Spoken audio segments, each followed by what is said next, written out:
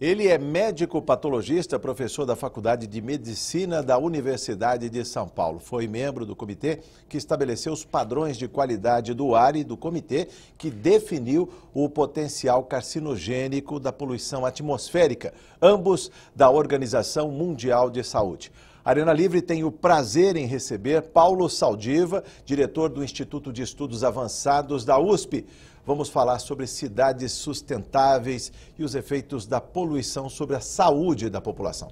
Conosco na bancada os deputados Davi Zaia, do PPS, e João Caramês, do PSDB. Muito bem-vindos a esta arena, sempre bem-vindos aqui, deputados. Obrigado. Muito bem-vindo mais uma vez, professor Paulo Saldiva. É um privilégio estar aqui.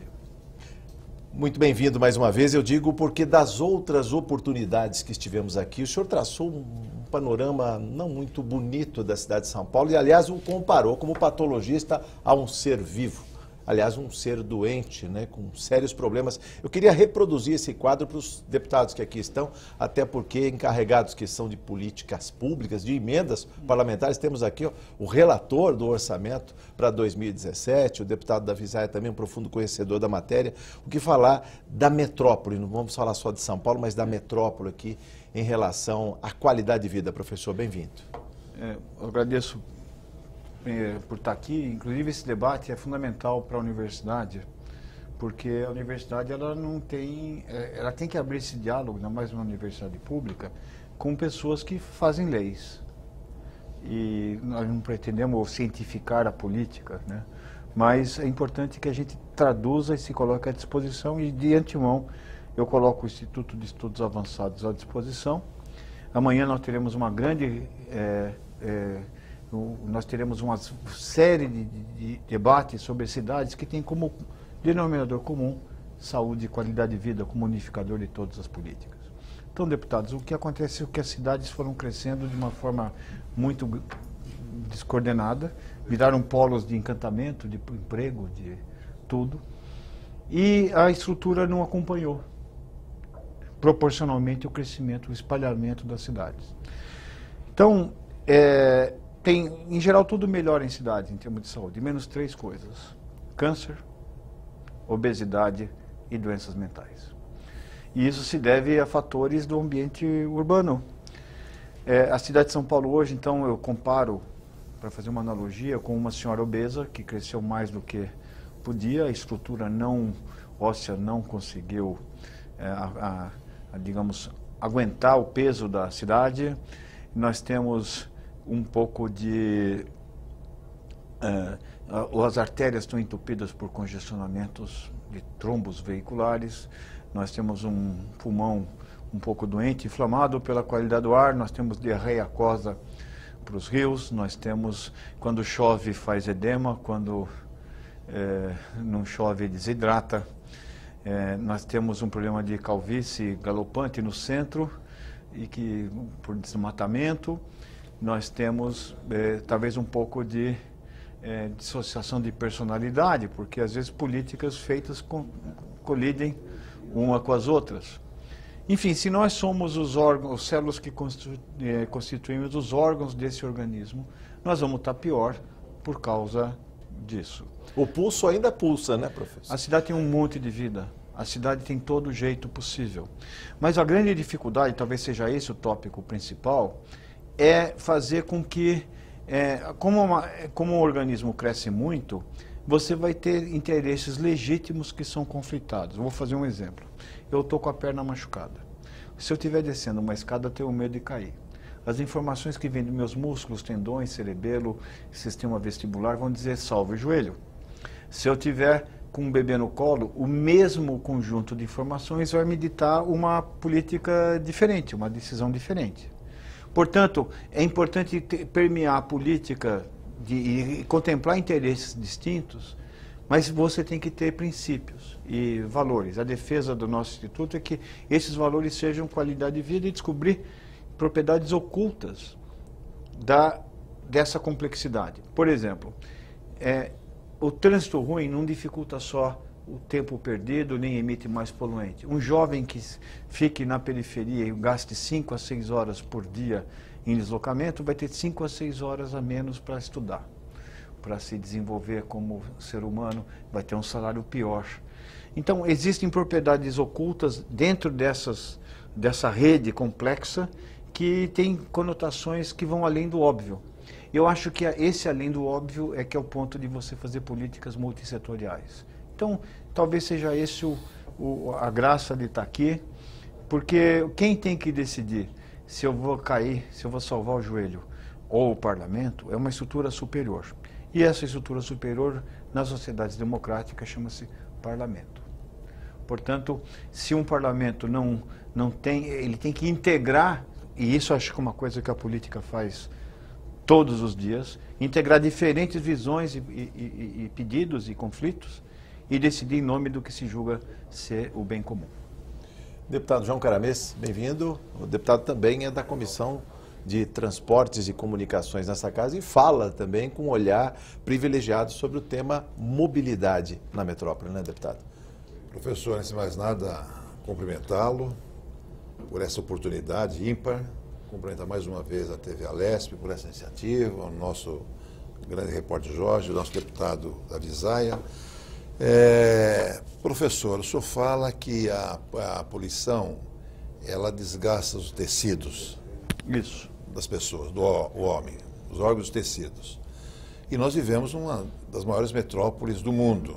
É uma região conurbada, eu sou morador da região metropolitana de São Paulo, da Grande São Paulo, nesses 39 municípios que compõem esse minúsculo território, onde constantemente se vê invasões diárias, habitações subhumanas, enfim, uma conurbação total. E isso aos olhos do poder público. Eu cito uma invasão aí, que a cada dia que passo lá, que eu passo todos os dias em frente, depois do Cebolão para pegar a Marginal, do lado direito, aquela invasão ali descomunal.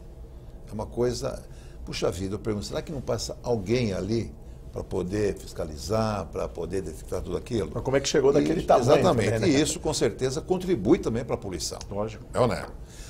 Mas eu quero iniciar aqui o nosso papo, professor, falando de um tema que eu sou assim, um ferrenho defensor aqui dentro da Assembleia. Desde 2006 que eu venho discutindo o fomento, a mudança da nossa matriz de transportes. Nós estamos com mais de 90% do nosso transporte está calcado em cima do modal rodoviário. Pneus, principalmente. Sobre pneus, rodoviário. E nós sabemos que a queima o gás de efeito de estufa vem muito da queima do gás carbônico.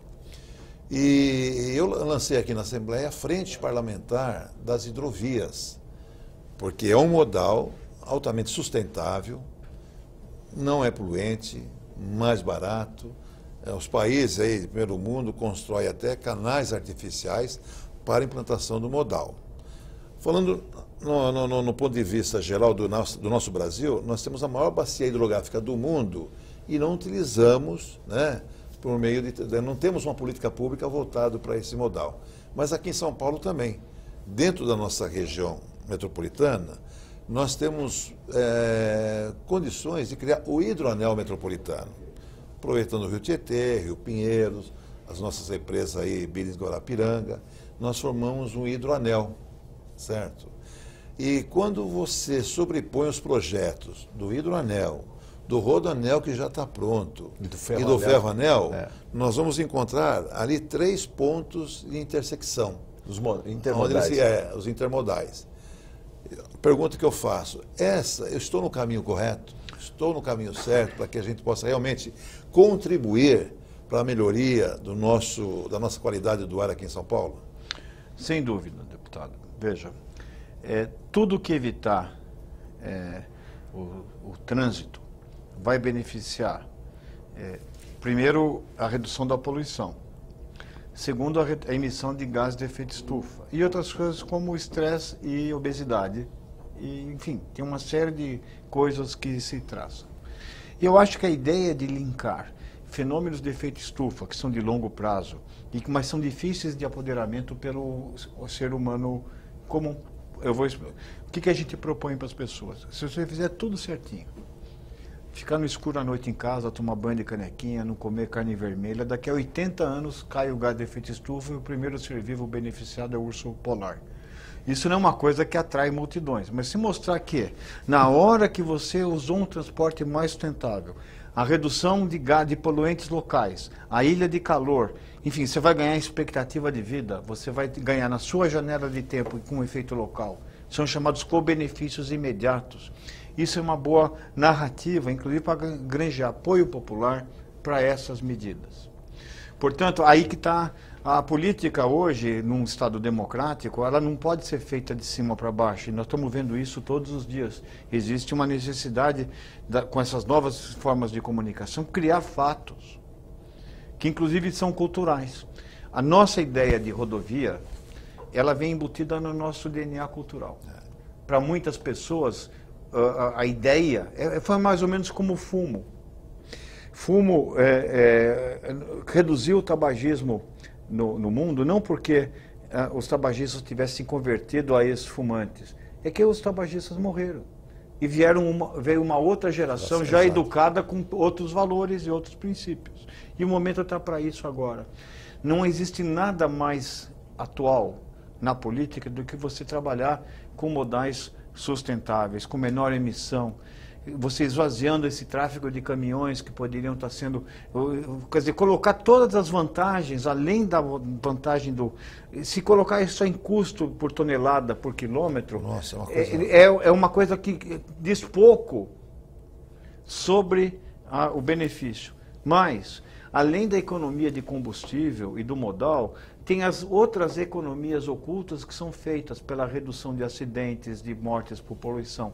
Este é o verdadeiro custo que tem que ser calculado. E isso tem que ser construído de uma forma tal que o cidadão entenda na sua plenitude o que está acontecendo. Aí você vai ter sustentabilidade. Por isso que, desde já eu coloco o Instituto de Estudos Avançados, nós temos a ideia de vir aqui, nós temos na Câmara Municipal e na Assembleia Legislativa, para fazer uma ponte. Imagina que a USP tem um monte de tijolos de conhecimento, mas quem vai grudar para fazer um prédio são demandas públicas. A argamassa está aqui. Isso, a cola está aqui. E eu acho que esse é fundamental para a Universidade de São Paulo e fundamental para o país. Que nós temos hoje uma universidade de classe mundial e temos uma... Só para o senhor ter uma ideia, deputado, quando a gente vai no banco de publicações e coloca CITES, numa coisa que chama Web of Science, que a USP é a terceira universidade do mundo a produzir conhecimento sobre cidades. Quanto disso... Vira projeto. Vira projeto. Então existe o tijolo e a argamassa terá que vir de quem elabora políticas. Solicitar, e isso vai se surpreender, que vai ter um apoio hoje generoso, gratuito, para tentar ajudar na confecção de política. Não que a gente queira fazer, nós não sabemos fazer política, mas ajudar a elaboração de política nós podemos sim. Professor, parece que o grande vilão aí é o motor, a combustão por diesel. Eu quero retomar uma agenda aqui do deputado Davi Zaia de quase 10 anos atrás, né, deputado? Vamos falar sobre isso daí. Aliás, o que mudaria, né, no panorama desta cidade se a gente tivesse lá naquela época tomado? Pô, o senhor retoma essa conversa. Logo que eu cheguei aqui como deputado, eu cheguei em 2006, e aí procurando o que a gente poderia apresentar, uma das coisas que chamou a atenção foi que nós tínhamos uma resolução que determinava que o diesel utilizado deveria ser com baixo teor de enxofre. Só que essa resolução estava para entrar em vigor, e aí toda uma discussão, a Petrobras não tinha se preparado, as produtoras, as empresas que produzem, montadoras não tinham preparado os motores, então a solução era adiar a entrada em vigor disso. Essa resolução valia para o Brasil todo. E eu então fiz um projeto de lei e já na época utilizando muitos estudos que o senhor fazia, no sentido de reduzir o enxofre, né? O projeto tramitou, a Casa aprovou, depois entrou numa discussão da constitucionalidade ou não, se é competência nossa legislar sobre combustíveis ou se é da União. Mas de qualquer forma permitiu um bom debate.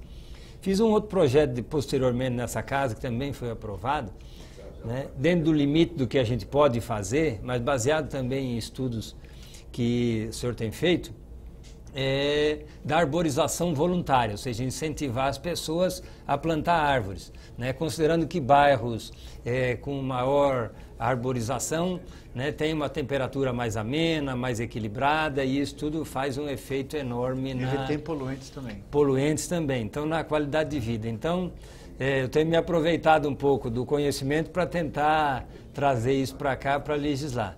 Mas, Jorge, se você me permite, queria já colocar uma outra questão também. Eu agora estou morando em Taubaté e foi criada a região metropolitana do Vale do Paraíba. Que diferente de São Paulo, que já tem muito pouco o que fazer, porque as cidades já estão todas emendadas. Conurbadas, Conurbadas. O deputado João Caramês, que é aqui da região metropolitana, né, e que acompanha muito bem isso, sabe disso. A gente aqui sai de uma cidade e passa para outra, não sabe onde começou, onde terminou. O Vale do Paraíba ainda não tem essa realidade, né? As cidades ainda guardam uma separação. E elas cresceram, né, tendo um é a Dutra, né, que levou o desenvolvimento de toda a região, e o outro é o Rio Paraíba, né, que nasce, dá a volta aqui de Arujá e depois vai até o Rio de Janeiro. Então você tem as cidades crescendo mais ou menos entre a Dutra e o Paraíba, e entre elas normalmente tem os rios que cortam, entre Taubaté e Pinda, por exemplo, o Rio Una, que faz a divisa, tem um vale grande, que agora, como nós avançamos na legislação de meio ambiente, você já tem ali uma área de proteção, mas tenho discutido lá com alguns professores, começando a discutir o plano diretor da região metropolitana, de construir corredores verdes entre as cidades para que elas evite que elas, né, ficam conurbadas, né? Lá ainda é possível fazer isso. Então, uma medida como essa, o impacto que poderia ter, né, para não permitir que a gente tivesse essa realidade que a gente tem aqui em São Paulo. Repetir os erros. Para não repetir o erro aqui. Esses corredores ecológicos, deputado, é o que há de mais moderno na legislação ambiental no mundo, e inclusive é uma preocupação da Organização Mundial de Saúde e da Organização das Nações Unidas. Num corredor ecológico, além de passar bicho e permitir a sobrevivência e corredores por trafego, você também passa uma política comum. Quando você vai decidir um corredor ecológico, você vai pegar todos os prefeitos daquela região e vai ter, independentemente do partido, num projeto comum para toda a região. Num corredor ecológico passa, por exemplo, nas situações, não no caso específico do Vale, mas, por exemplo, um corredor latino-americano, passa também, não só bicho, mas passa arma, passa droga. Você pode ter uma política de segurança comum. Num corredor ecológico, numa região rica de tradições como o Vale do Paraíba, passa a cultura e passam costumes. Quer dizer, isso existiria a política, aproveitar o corredor como um tema para entrelaçar outros conteúdos importantes para o ambiente, o nosso ambiente cultural, que tem que ser preservado, né? Tem coisas que acontecem no Vale do Paraíba que são tesouros de cultura. Nasce uma agenda comum, sim, nasce uma possibilidade de você evitar que tenha políticas individuais de cada prefeitura. Seria uma forma de você cultivar, além de árvores, políticas comuns. Portanto, isso é o que está mais... Existe um grupo de corredores ecológicos na USP que está estudando o corredor em suas múltiplas manifestações, e nós teremos o maior prazer de sabe que eu tenho uma mania de falar USP, né? Mas sabe que tem sondas da NASA detectaram que tem vida inteligente fora da USP, sabe? Foi uma surpresa para nós. Então, existe muita competência instalada em todo... São Paulo está beneficiado por universidades. Nós temos que... E o Vale do Paraíba, especialmente, ele tem instituições modelares ali dentro, que vai desde o CTA, passando pela... Mas como movimentar todo esse cabedal de conhecimento na Universidade de São Paulo, que custa ao povo paulista cerca de 6 bilhões, né? Está aqui o relator do orçamento, e mais do que isso, provocar no sentido de fazer uma mudança radical na cidade. A gente está ali bem em frente à USP, um rio Pinheiros completamente assoreado, poluído, aquelas águas turvas. Não seria o caso de sacudir a Politécnica e procurar maneiras de despoluir aquela água, os rios. É isso exatamente o que nós... Mas isso envolve dois aspectos. Um que são os mecanismos de progressão na universidade não contemplam adequadamente isso. Se você publicou na Nature, você justifica que tá bom. Mas não existe a mesma moeda para você valorizar políticas, a colaboração com políticas públicas. Mas não é essa a razão de ser da universidade? A pesquisa, o ensino e a extensão? Pois é, mas a gente tem melhor moeda para avaliar pesquisa do que ensino, e melhor para ensino do que para extensão. Então eu acho que essa é uma discussão interna que é a lição de casa nossa. A segunda coisa é, ou seja, tirar o pau de selfie, né? Olhar a si mesmo em qualquer cenário. O pau de selfie, aliás, acontece em várias atividades, você só consegue enxergar a si próprio.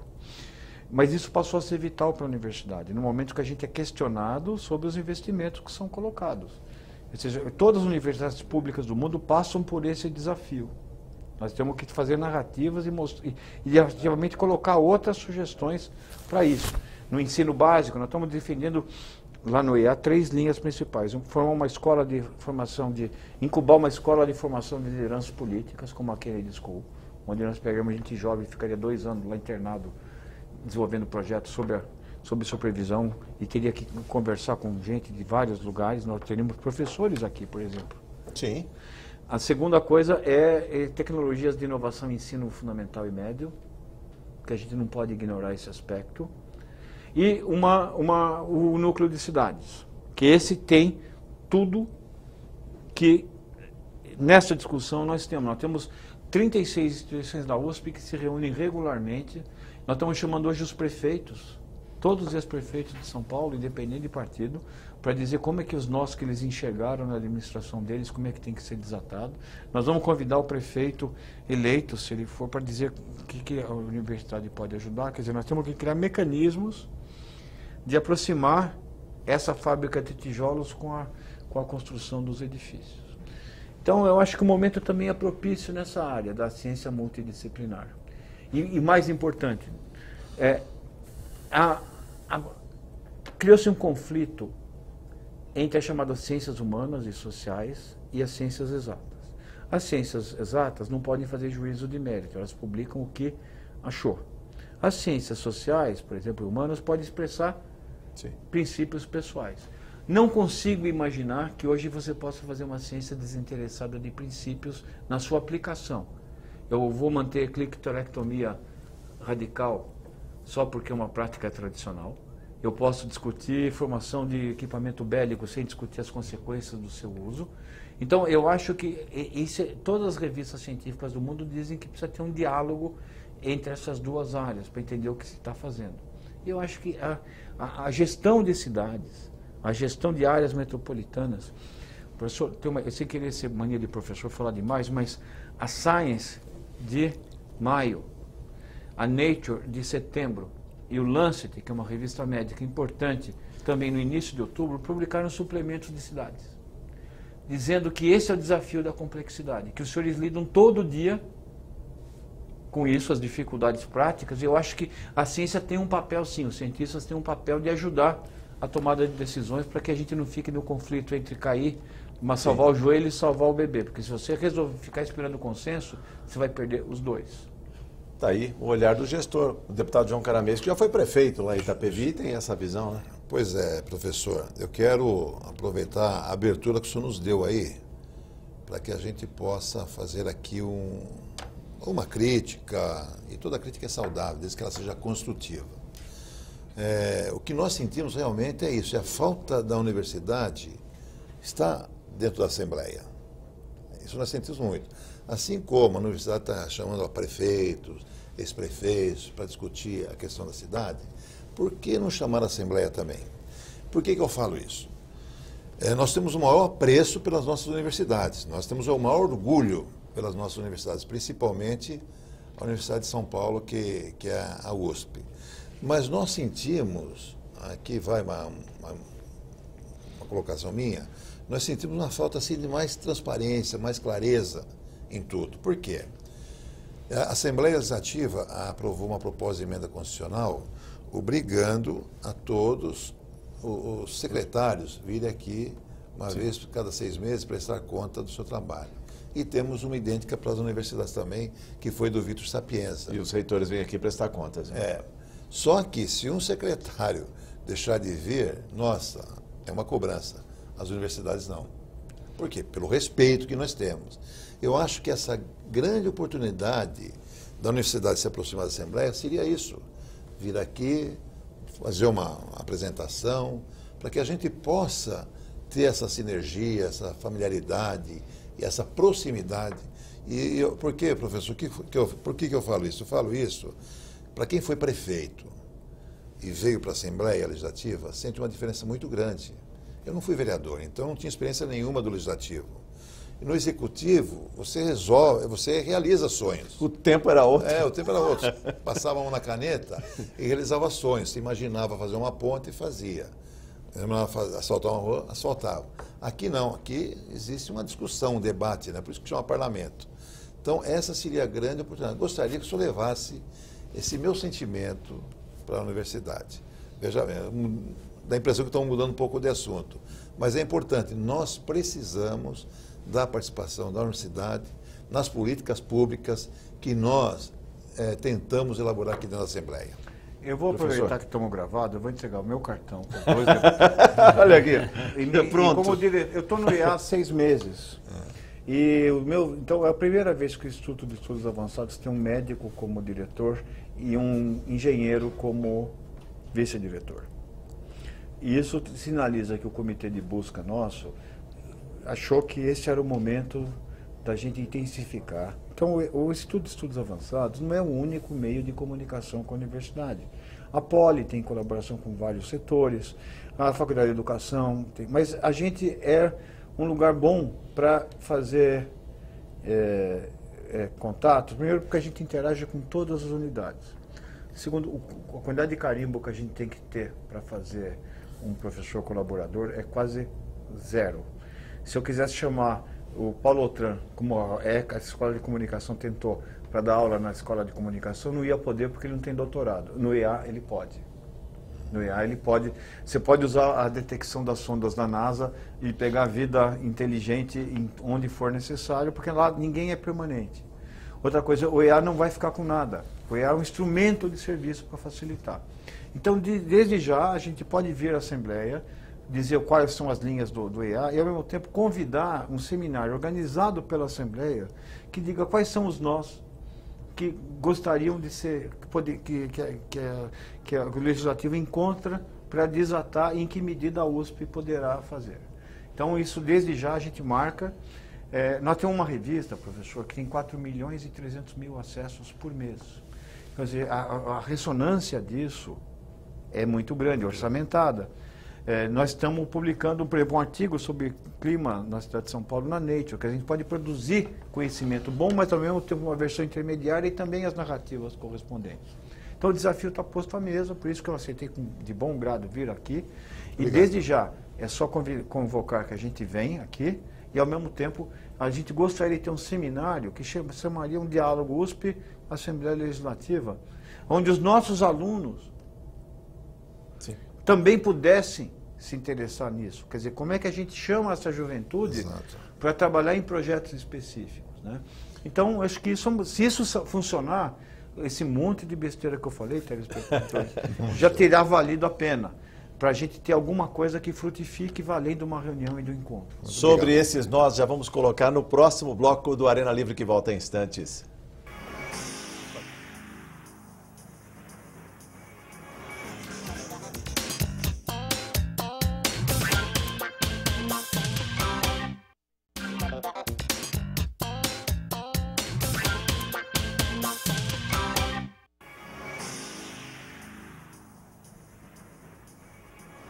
E estamos de volta no Arena Livre, hoje conversando com o médico patologista, professor da Universidade de São Paulo e diretor do Instituto de Estudos Avançados, Paulo Saldiva. Falávamos aqui sobre os efeitos da poluição na população e parece que idosos, crianças são os que mais sofrem. Importante dizer que parece que em São Paulo há tudo por fazer ainda, né? Quando a gente vê a dimensão dos problemas e muita gente até pessimista, fala não tem mais solução. Depois que chega a 11 milhões de habitantes e o mundo tem discutido com as cidades. Recentemente no México, né, na cidade do México, uma reunião das grandes cidades, das É o metrópoles. C40. C40, que na verdade já são 90 cidades, discutindo soluções, trocando experiências e boas práticas administrativas. Nós temos aqui no Brasil o etanol, o programa Proálcool, que segundo a revista FAPESP está completando 40 anos, professor. Ou seja, nós temos a solução. Por que a gente tem um problema desse, que é uma metrópole poluída, com muitos carros aí, motor do ciclo Otto, queimando combustível, queimando gasolina, motores a diesel? Quer dizer, quando a gente vai poder falar assim, chega, vamos mudar esse panorama? Bom, estava previsto na legislação, né, de que nós teríamos só combustível renovável a partir dessa próxima renovação da frota. Isso sumiu. Por que eu interpreto isso? Não é que existe alguém diabólico. Por exemplo, só para você ter uma ideia, se São Paulo virasse Curitiba, através de um modelo, com os níveis de poluição de Curitiba, por causa de um transporte mais organizado, a expectativa de vida de média do paulistano aumentaria em 3 anos e meio. 3 anos e meio para cada um paulistano? 11 milhões? Para média. Para média. Como é que funciona? Para comparar, se você deixar de fumar, você ganha 7. Então, do ponto de vista do indivíduo, é melhor parar de fumar do que controlar a poluição. É o dobro do efeito. Só que hoje 20% dos paulistanos fumam. 20% de 7 é 1,4. Então, do ponto de vista de saúde coletiva, reduzir a poluição de São Paulo para os níveis de Curitiba teria o dobro do efeito em termos de saúde pública do que você banir completamente o tabaco. O problema é que, no caso do tabaco, você não tem um lobby muito forte. Se você fizer uma coisa que, se eu matar o mosquito da dengue, eliminar, eu também vou ganhar um prêmio. O meu problema é que quando você discute com... Por exemplo, a Petrobras e o pessoal que produz álcool são 2 tribos diferentes que disputam o mesmo espaço. A indústria automobilística, que vende, por exemplo, a mesma indústria automobilística, que produz caminhões, por exemplo, na Suécia, que rodam a etanol, e a Londres está discutindo, toda a comunidade europeia, inclusive eu vou agora para discutir sobre o efeito de etanol em saúde coletiva na comunidade europeia. Aqui no Brasil vai contra, em grande parte, porque não são todas que dominam a tecnologia, e segundo, você precisa exportar caminhão para a América Latina ou para a África. Então você tem que manter uma linha de trabalho. Isso eu chamo de racismo empresarial, né? Então, no caso da Petrobras, naquela discussão do diesel, e as montadoras que diziam que não era possível colocar, nos países das suas matrizes não podiam produzir o caminhão que estão produzindo aqui. Então, eu acho que essa discussão de discutir não só os aspectos... Primeiro, a economia em todo o seu sentido. Baixar o diesel, o teor de enxofre no diesel, representava uma economia...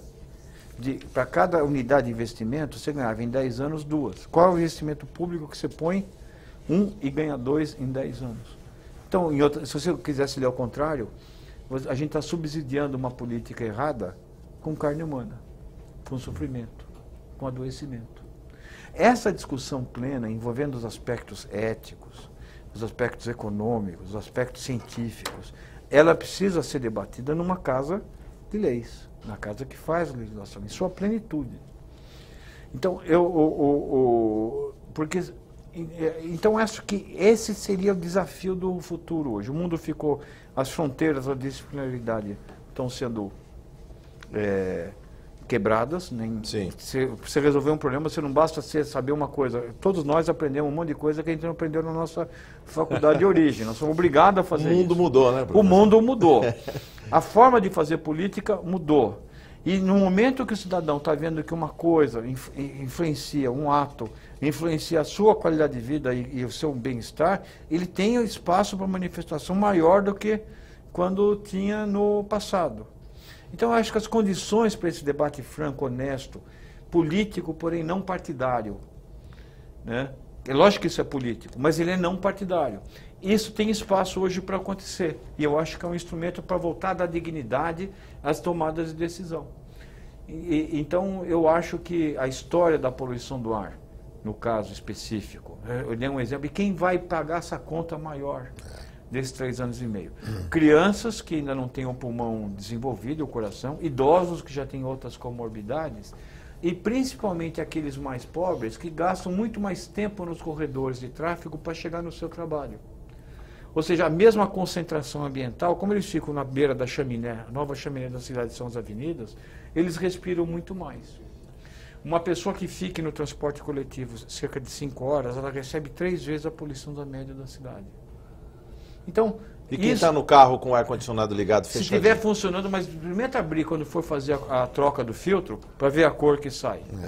Então, e o filtro do ar-condicionado não filtra partículas finas. Então, eu acho que essa ideia, digamos, de você construir com base de conhecimento e de uma forma ampla a mudança de atitudes vai ser a força, porque nenhum governador, nenhum prefeito vai fazer um decreto. Eu vou citar um outro exemplo. O prefeito de Dublin. Dublin se aquecia carvão, irlandês. Aquilo era fumacê. Um dia o prefeito falou, eu vou banir a venda de carvão em Dublin. Bom, foi o maior auê. Todo mundo tinha que investir, mudar e tal. Muito bom. No ano seguinte, caiu em 30% a mortalidade por doença cardiovascular. Ou seja, a conta que a sociedade pagava era 8 vezes maior do que o investimento que ela fez para mudar a matriz energética. Isso é um instrumento de convencimento de políticas. Isso é uma coisa que tem que ser colocada. Caso de vida ou morte, só para seu registro, deputado Davi Zaia. Caso todos os ônibus a diesel passassem a usar etanol, haveria uma redução de 4.588 casos de internações hospitalares e 745 casos de mortes por ano, o que equivaleria a uma redução de 145 milhões de dólares. Quem assina o estudo é o professor Paulo Saldiva, em 2010, aqui eu tirei da pesquisa FAPESP. Sua pergunta, deputado. É verdade, eu acho que essas questões todas que o professor está levantando, né, são de fundamental importância. Nós ficamos aqui na Assembleia, o deputado Caramês sabe, todo dia demandado por recursos para a saúde. É o que mais falta. E quando não somos demandados aqui para recursos para a saúde, somos demandados nas nossas cidades por ver se consegue uma vaga para botar a pessoa na UTI. Ver se consegue uma vaga para botar a pessoa que está querendo entrar no hospital e não tem vaga. Quer dizer, se a gente resolve uma questão dessa, 4 mil pessoas a menos de internação, né? Quer dizer, nós ficaríamos com aqueles casos que a gente ainda não tem solução, né? Porque sempre vão ter casos que... E a lei das motos na Interfaixa? O corredor Francisco Morato Consolação, deputado, dá 12 indivíduos jovens com incapacidade permanente por mês. 12? 12. O custo de você colocar em UTI essas pessoas, recuperá-los, fazer prótese, a previdência que ele vai ter por invalidez, mais o que ele deixou de ganhar, somado isso, será que compensa o imposto arrecadado em motocicleta na cidade de São Paulo? Se um corredor só faz isso, essa conta pode ser feita. Então, eu acho que essas questões, de fato, como estava dizendo o deputado Caramês, que são fundamentais para nós, né? Talvez esse debate de mostrar que não é uma opção entre desenvolvimento e melhor qualidade de vida. Não é uma... o exemplo que o senhor citou, tirou o carvão, né, que era a base lá em Dublin do aquecimento. Do aquecimento. Quer dizer, alguns devem ter imaginado, vai ser o fim do mundo, né? Como é que vamos ter investimentos? Com a tecnologia que nós temos hoje, com o conhecimento que nós temos hoje, para substituir isso, né? Se a gente conseguir de fato mostrar esses ganhos, fica muito mais fácil fazer essa superação. Então, acho que a tarefa que está dada aqui a todos nós é aliar de fato o conhecimento que a USP, né, e a Unicamp, a Unesp, os diversos institutos que a gente tem. Sim. E que a gente já tem percebido isso naqueles segmentos onde isso é aplicado, né? A agricultura do estado de São Paulo é uma agricultura, né, que hoje não é mais a agricultura tradicional, né? As pessoas falam, nós estamos exportando produto primário. Não, nós não estamos mais exportando produto primário, porque a nossa, embora dentro da classificação possa ser, mas o nosso produto primário hoje tem uma tecnologia, vamos chamar assim, embarcada, né, enorme. Então, não é aquele produto primário de 100 anos atrás. O que era o café, né, no passado. O que era o café. E isso é que permitiu, o que permitiu que São Paulo, né, não tendo a maior espaço territorial, né, tem o maior desenvolvimento na indústria, no comércio e na agricultura. Esses dias eu falava com um deputado do outro estado, falei, não, São Paulo é o maior produtor de borracha. Ele falou, como? Não, é laranja, já foi café, hoje é cana e também borracha, né? Porque nós temos... Então, tudo isso foi permitido pela tecnologia. Então, acho que se a gente conseguir aliar esse conhecimento com essa discussão aqui na Assembleia, podemos avançar para ter uma metrópole melhor. Ah, não tenho dúvida. São Paulo tem jeito. São Paulo tem todo o jeito do mundo. Ao contrário de imaginar que é um paciente terminal, São Paulo tem jeito. Então, a pergunta é como é que a gente acelera esse jeito. São Paulo está melhor do que estava há 30 anos atrás. Quer dizer, ela está melhorando, a qualidade do ar melhorou. Até o trânsito tem melhorado, a criminalidade melhorou. Se a nossa frota fosse só de Fusca, Brasília e Corcel, como seria o Pois dia? é. A produtividade agrícola do Estado, que é um patrimônio, só foi possível em São Paulo porque você tem a Exalc, você tem o Instituto Agronômico de Campinas e outras. E a Unesp lida melhor com os prefeitos, por causa do tamanho e da proximidade, do que a USP, porque fica uma questão de escala. Mas me surgiu uma ideia agora. Vocês têm um problema de saúde, de demanda de saúde. Por que a gente não faz um aplicativo que o usuário define a qualidade do atendimento que ele tem? Se está demorando, se não está, se o especialista está lá dentro. Quer dizer, esse aplicativo, como se fosse um Waze, ele daria uma chance da Assembleia ter um diagnóstico quase que instantâneo, dia a dia. A gente pode desenvolver isso. Seria uma parceria muito prática, por exemplo, para diagnóstico de saúde que seria útil para a gestão e definir áreas prioritárias. Desde coisas muito Saber simples. Também onde há sobreposição. Onde há sobreposição. Onde há falta. Onde há falta. Então, eu acho que esse seria um bom exemplo prático, que tem uma grande permeabilidade, uma grande capilaridade, né?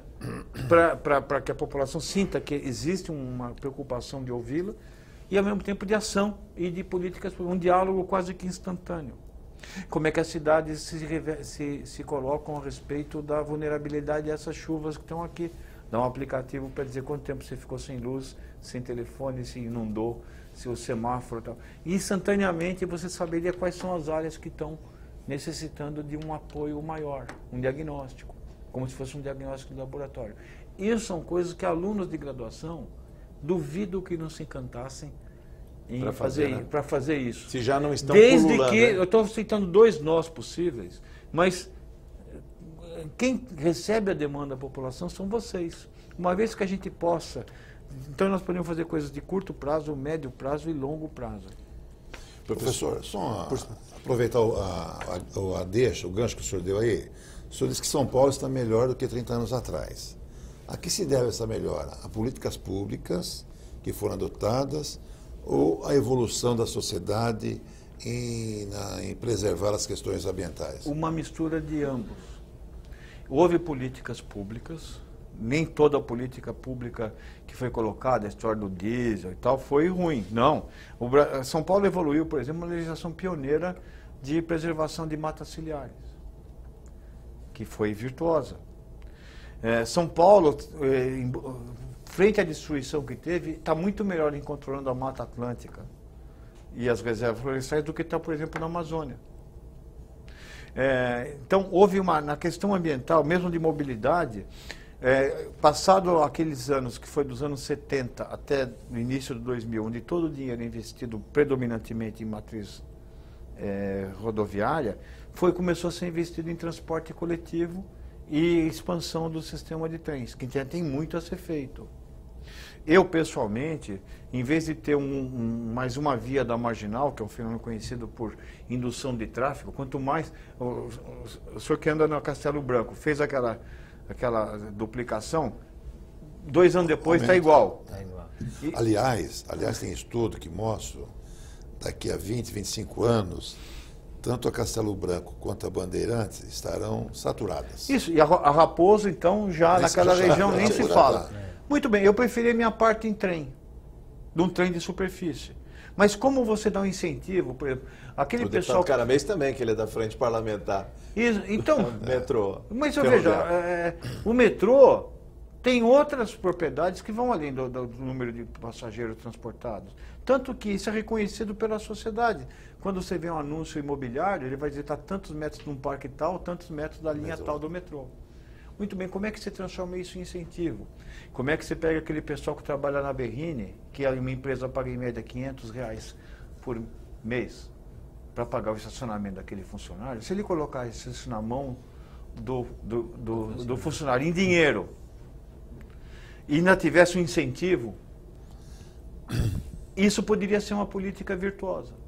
Então, existem mecanismos que vão desde tecnologia mesmo, como no caso da agricultura, até coisas que são de comunicação e de procurar formas criativas de fazer políticas, né?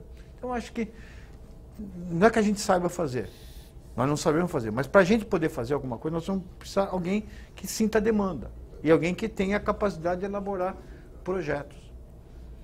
Que esse é o grande nó que nós temos, né? Esse é o grande nó. Eu digo pelo seguinte, porque quando se fala em mobilidade urbana, não tem condução melhor, transporte melhor do que transporte sobre trilho. Não tem a dúvida. É menos poluente. O senhor disse nos bastidores que o senhor foi ferroviário da Sorocabana. Meu pai também foi. Eu também fui ferroviário da Sorocabana. Meu primeiro emprego com carteira assinada foi com 16 anos na Sorocabana.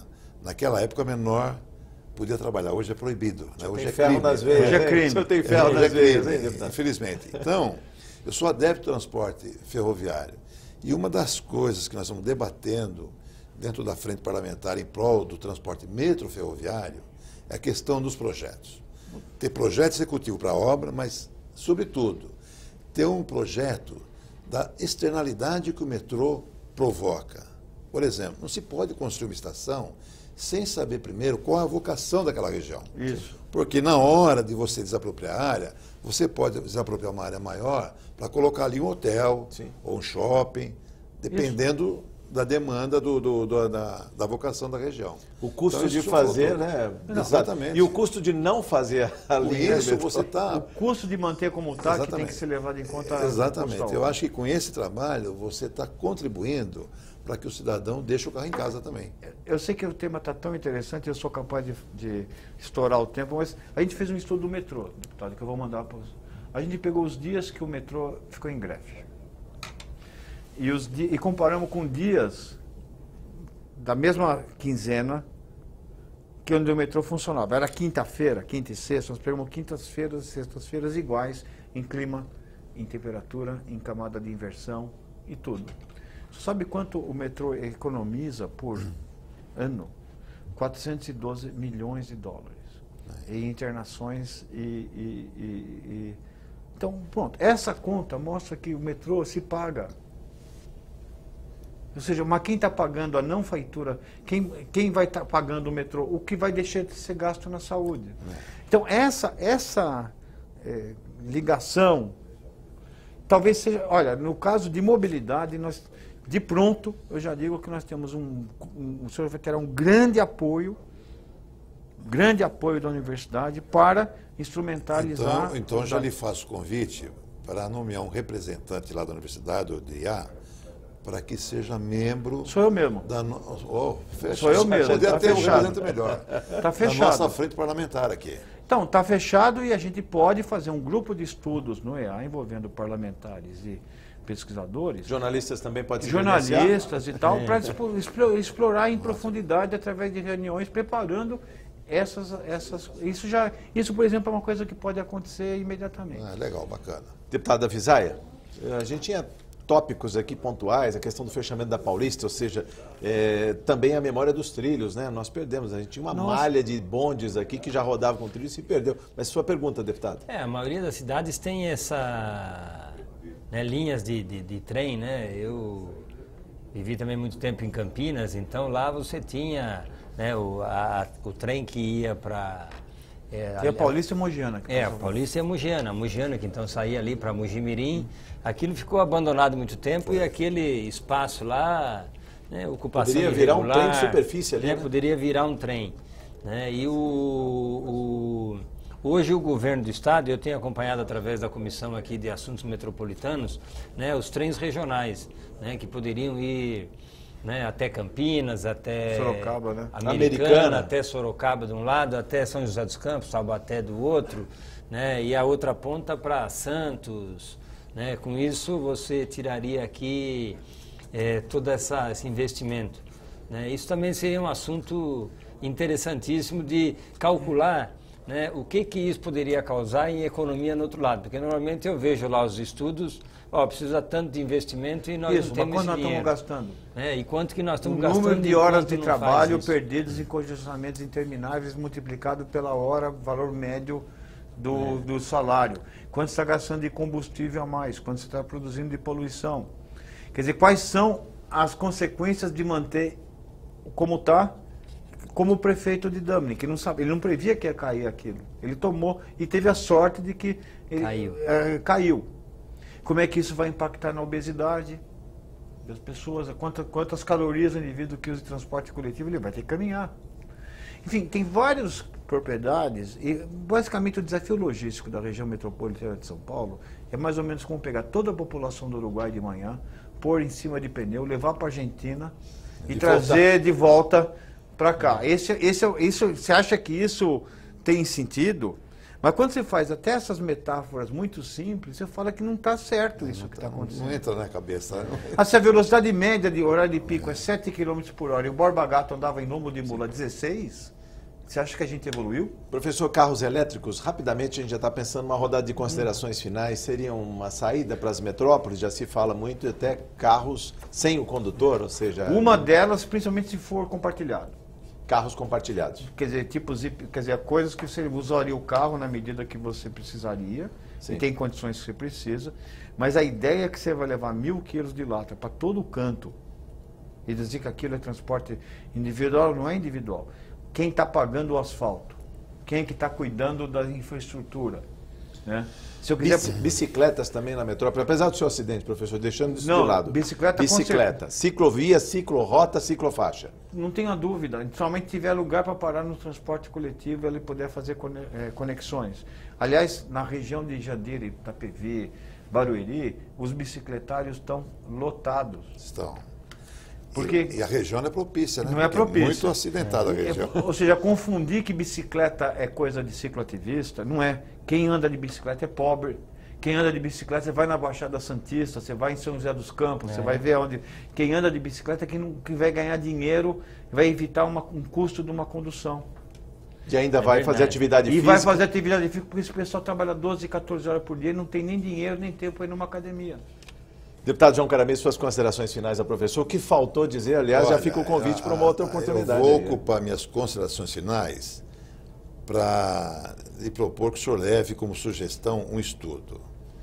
Nós falamos na ligação da macrometrópole, Sorocaba, São Paulo, Americana, Campinas, São Paulo e São José dos Campos. Nós estamos falando da macrometrópole que representa 80% do PIB do estado de São Paulo. E mais da metade da população. Exatamente. O deputado Davi Zaia falou dos trem intercidades.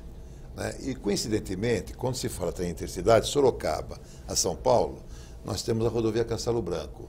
Quando se fala de Americana a São Paulo, nós temos a rodovia Bandeirantes.